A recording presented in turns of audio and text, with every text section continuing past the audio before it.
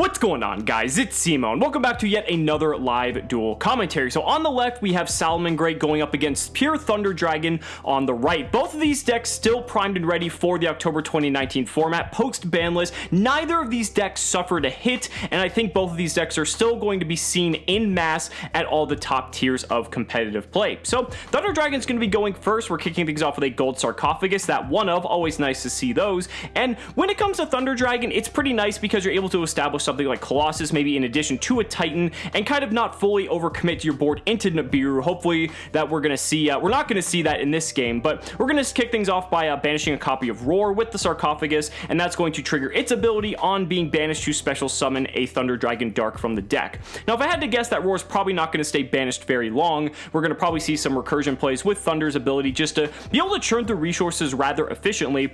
We're going to see a copy of Hawk get discarded to special summon that Roar back. That's exactly what I thought. And now we might go into a copy of some Summoner here, potentially. We'll see what we've got here. We could do that, and it looks like that's where we're going to go. Now, the nice thing is, we're actually going to see Phantasme come down in response to that. So that's going to allow the Salamangreat player to draw a couple of cards. Phantasme is still a pretty decent card. What's interesting is that with Striker kind of going a little bit back and behind the meta now with Widow Anchor at 1, Phantasme kind of doesn't become as strong because that was kind of the most prominent targeting effect, being in Sky Striker, being a Widow Anchor, and now with Widow Anchor being at 1, it's not nearly as good. Phantasme is still, though, a very powerful card just for being able to fix your hand, get you a +1 as well.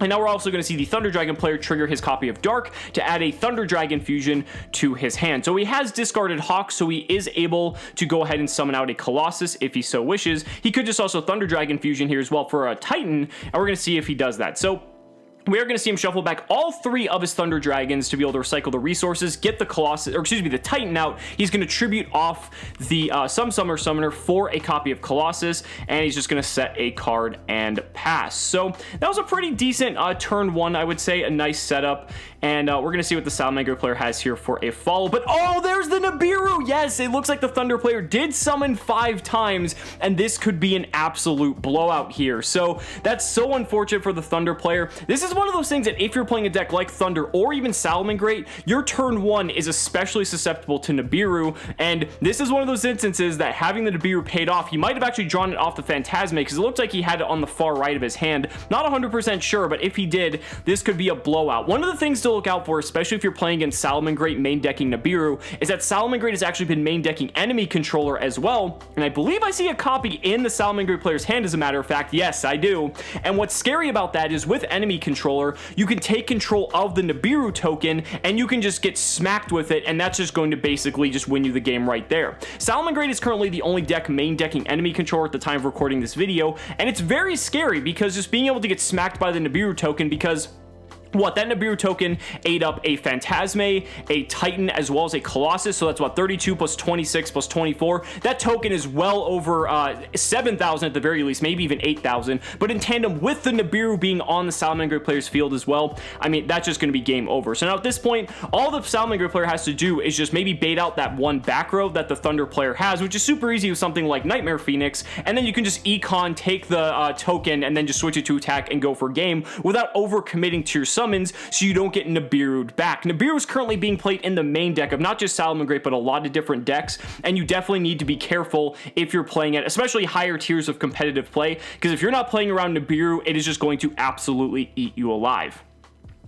So we're going to see what the Salamangreat player does here. Like I said, if he's just able to clear that back row, he should be fine. I don't think you'd have to worry about anything else out of Thunder. They do also main Phantasme in some instances, so you could see it get dropped here on the Balinks, but we'll just have to see. Looks like the Thunder player just threw his hand down, so he might not have anything in this instance. But we do see a Gazelle actually in the hand as well. I think that was searched off of the Salamangreat circle. And now he can go for a trigger of Gazelle, Chainlink 2 to special summon itself, Balinks Chainlink 1 to search for the Sanctuary, and now Gazelle gets to dump a card, which is going to go ahead and dump the Spinny.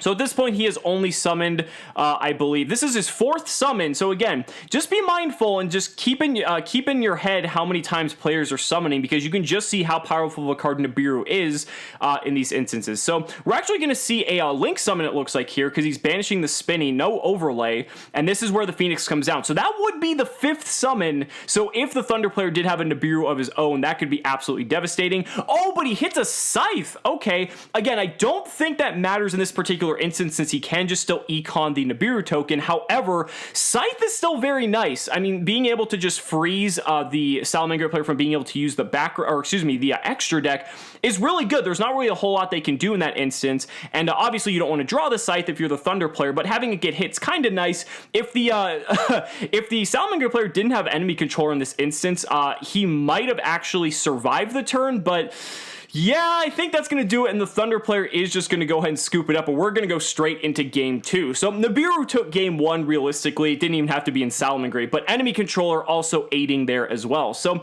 if your deck can fit enemy controller in a very effective way, you might want to find a way to do that if you're also main decking Nibiru, just so you can take advantage of the token that you give to your opponent and can just win the game outright. So game 2, we've got side decks in now. We're going to see the decks be altered significantly here. I imagine Nibiru is going to stay in the main deck for the Salamangreat player, but the Thunder player now being cognizant of the fact that Nibiru exists. The thing is, sometimes you don't know if your opponent is going to be main decking it, but at the current moment, at the time of recording this video, I would say you definitely should be just always assume your opponent's going to have it, because if you're going to overcommit and lose just simply because of Nibiru, you shouldn't put yourself in that sort of situation. So the Thunder player is going to go ahead and start things off by ditching a copy of Thunder Dragon to search 2 more copies, presumably here. Just depends on what the rest of his hand contains, but it looks like he's just actually going to go and cycle both of them just to get the 1 in his hand. It looks like he wants to fill his graveyard a bit. That would tend to lean more towards a Thunder Dragon fusion in his hand, potentially. We'll just have to see what he does here. And so here comes a normal summon of Matrix. Usually that's not the strongest play, but it's okay. We're going to go ahead and just go strictly into a Colossus by tributing off that Matrix. That will trigger Matrix to add another Matrix to the Thunder player's hand. Not looking too good here so far, but we'll see what else he's got in his hand. He might have some more follow-up. We'll just have to see. Oh no, and that's it. So yeah, not too strong there. So he just ditched the Thunder Dragon so he could do some deck thinning, and then just got the Colossus. Now, Colossus can be a little bit annoying against Salamangreat, but again, if they can just get to Mirage Stallion, they can easily bounce the Colossus because it doesn't have protection from targeting, and it'll just get bounced back to the extra deck. And as long as you can just get access to any 2 level 3s, it's usually pretty easy. Not to mention enemy controller is also a card, so you could just take control of it, attack with it, link off with it. There's ways to get around it, but it can also be annoying since you can't use sign-up mining, you can't use like any of your good search cards. So we're going to start off with a Gazelle. Nice to have that Gazelle in the starting hand. It's going to go ahead and dump Spinny. So in that case, that will just immediately give him access to the Mirage Stallion to bounce that Colossus. And we'll see here. You typically don't want to lead with Gazelle because it's, since it can be summoned from your hand so freely, it's usually just better to summon anything else and link that off. But sometimes you got to do what you got to do. But in this case, it might just be enough. So we're going to see Mirage Stallion here, special summon out the Jack Jaguar. Now, as soon as he links it off, he can make a Sunlight Wolf, and then he can use the ability of his Mirage Stallion, bounce that Colossus back, and he should be in pretty good shape here to set up. Again, 1 Colossus for Salamangreat, typically not the most difficult obstacle to overcome. So exactly what we said, Colossus is going to get bounced back to the extra deck, and now the Salamangreat player will be able to set up here pretty well, as long as he has all the other necessary resources. Unfortunately, he doesn't get to dump with the Gazelle to get the counter trap in the grave, but if he has any copies of Econ, if he hard drew any of the traps, he should be in a pretty decent position. Not to mention Salamangreat plays like a plethora of different hand traps, sometimes up to 12, maybe even more, so he could just have plenty of defensive cards as well. He's going to go ahead and bring back that Jack Jaguar to trigger his Sunlight Wolf, adding Gazelle back to hand. He had to shuffle back the Mirage Stallion for that. And here he has 3,600 damage, which is a significant amount. Not enough for game, but he's in an okay position for the time being. Looks like he's going to swing for 36. That's going to go ahead and put the Thunder player on 4,400 life points here. And maybe he doesn't have too much follow-up, as a matter of fact. We'll just have to see. Looks like he's going to link off that Jaguar for a copy of Balinks. That will get him his Sanctuary. That will allow him to Reincarnation Link summon any of his Link monsters. Doesn't have any spells or traps to be able to get back with the Sunlight Wolf, so he doesn't really have much value to get there. So we're going to have to see where he goes with this. Looks like there's plenty of cards in his hand, though. I mean, if you saw, the Salamangreat player's hand looks stacked in this instance, and he's definitely in the stronger position. So he's going to summon another copy of Sunlight Wolf using the Wolf as well as the Balinks, not putting the Sanctuary in any danger if you don't have to. This way you get the Balinks engraved and can have protection for any of your opponent's destruction, or even if it's going to be threatened in battle. And he's just going to set a card and pass. So that could be a Rage, that could be a Roar. We'll just have to see. Could also be Impermanence. That's also a card that Salamangreat plays, or an enemy controller. Those are probably the 4 things you have to worry about the most. Thousand-Eyes strict off of Instant Fusion for the Thunder player. He's going to go ahead and target the Sunlight Wolf. This will typically bait out most things from Salamangreat because it's a way to take control of the Sunlight Wolf, and it shuts down a lot of the cards as well. So it's definitely a trap we can see here, but which trap is it is the question. And he's actually going to let it go through. So Sunlight Wolf has switched possession. So this way you know that Roar has been turned off. You could still potentially Rage if you have a Salamangreat in hand, which we know he does because he added Gazelle back. But I don't know if that would have been enough to warrant keeping it. He might have wanted to keep possession of that Sunlight Wolf. But now we're going to see a Link summon of Linkuriboh using the Thousand-Eyes Restrict because it is level 1. And this is going to cause the Gazelle to come down. Yes, it looks like it will because the Sunlight Wolf did hit the graveyard. Gazelle's going to trigger. It's going to dump any Salamangreat card from the deck. So he could dump a trap. He could dump another monster here. Foxy would be a candidate. Falco is actually pretty good for setup next turn. He could go first. Looks like he was considering a Spinny, but he already has a Spinny, so I don't see the point. But Falco, I think, is probably the next best choice here. Just so that way, if Gazelle does survive, you can bounce it back. Special summon the Falco, and then you could have a way to get into Gazelle special summoning it during your next turn. Falco, a very underrated Salamangreat card, and the more you learn how to use Falco in that deck, the better Salamangreat player you become. So we're going to see a Thunder Dragon fusion now, so he does have plenty of targets here, so he's going to shuffle back all 3 of his Thunder Dragons to go for a Titan, and there it is. So Titan just being one of those cards that is very terrifying. 3200 attack, has the ability to pop cards. So we're going to see a activation of the vanilla Thunder Dragon here. We're going to see if there's a response. Not sure if there is. Oh, he's going to go ahead and imperm the copy, or excuse me, he's going to imperm in response to go ahead and negate that, but then he's going to go ahead and use another Thunder Dragon effect, and this time he's going to just banish the Balinks to protect his Gazelle. So now he's got the 1 Thunder Dragon back in his hand. Balinks is now gone, so Titan can go ahead and attack over the Balinks, but it depends on how many other resources he has in his hand to be able to kind of follow up with this. We see that he has, I believe, a Matrix, so Matrix is a quick effect, so that's something for his opponent's turn that he can use for Titan to pop. But it looks like he's going to go ahead and tribute the Linkuriboh for a Roar. Okay.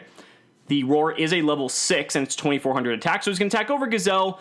Titan's going to punch in the face for 32, so that will put the Salamangreat player on 4800 life to the 4400 of the Thunder player. So both players about even in life now, only about a 400 life point difference. But again, Titan isn't necessarily the scariest thing to worry about here. The nice thing is that he can go ahead and tribute off that Roar to go ahead and summon a Colossus here. And that way just have a nice, decent setup.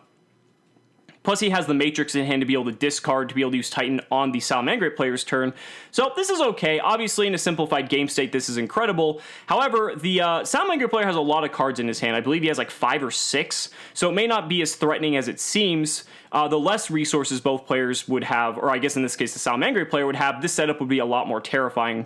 But we're going to have to see. So Roar is triggering right now, special summoning a Hawk from the deck, just to, get more fodder there. Unfortunately, he does not have the ability to make another Colossus here, which would be nice, but that Hawk is going to go to his hand at the end phase per Roar's effect, so that was a nice grab from the Thunder Dragon player. Just some setup for next turn. We're going to see a Mind Control on the Titan. Okay, so that's a pretty good start. We're going to see a Pitch of Dark, so he actually has a copy of Dark to use as well here. And so he's going to use Dark's ability to go ahead and grab another copy of Dark. So he's going to go ahead and put that in his hand. He's going to use Titan's effect to actually pop itself so that the Salamangreat player doesn't have access to take control of it here. And now we see a normal summon copy of Flame Buffalo. Flame Buffalo is really good because it plays under Thunder Dragon Colossus because it's not adding cards from deck to hand, it's drawing cards. So this is nice. He's able to go ahead and get a few cards here if he has a Salamangreat monster, which he has another copy of Buffalo. At this point, you don't need it. You get to change that in for new cards. Such a good interaction. And again, playing under Colossus is so good. being able to just refresh your hand. Man, he's got the enemy controller now for this. He just needs to get a little bit more damage here, and he should be able to game the Thunder player, I believe. So he's going to resurrect the Spinny. Just by special summoning it to a zone that the Balinx is pointing to in this case. Oh, and he drew the Sea Archiver. Okay, so that's able to special summon itself if a monster is summoned to a zone a Link monster points to. There's the Stalio. Stalio can just go ahead and special summon from the deck. He can then Link summon, bounce the Colossus. I mean, he could just Econ too. He doesn't even have to do that, go that far. But whatever he summons will go in defense, so he's going to summon the Foul from his deck. And from here, he could just literally Econ the Foul, take the Colossus, switch to attack and attack for game. I think that would be more than enough in this instance. Not really too many threats here. If the Thunder player didn't Phantasmate on the Balinx, I wouldn't be too concerned, because that way Phantasmate could actually protect from the effect here. But he's going to go ahead and Link summon. Mirage Stalio's effect is going to bounce the Colossus away. And he's going to use Falco's effect to bounce the Foul to summon Falco, which will then trigger Foul's effect in hand to resummon itself. And that's 2 level 4, so we can go for a Dweller play here. But that's what, 18, 3,000. It's 4,800. I think that's enough to just win at this point. He can summon the Jack Jaguar as well for an extra 1,800. And I think that's going to be game here. We're just going to have to see how far he wants to go. He's going to add Gazelle back to his hand for the Sunlight Wolf's effect, and the Thunder player will concede. So, guys, that's going to go ahead and wrap up the video. Thanks so much for watching, and we'll see you next time.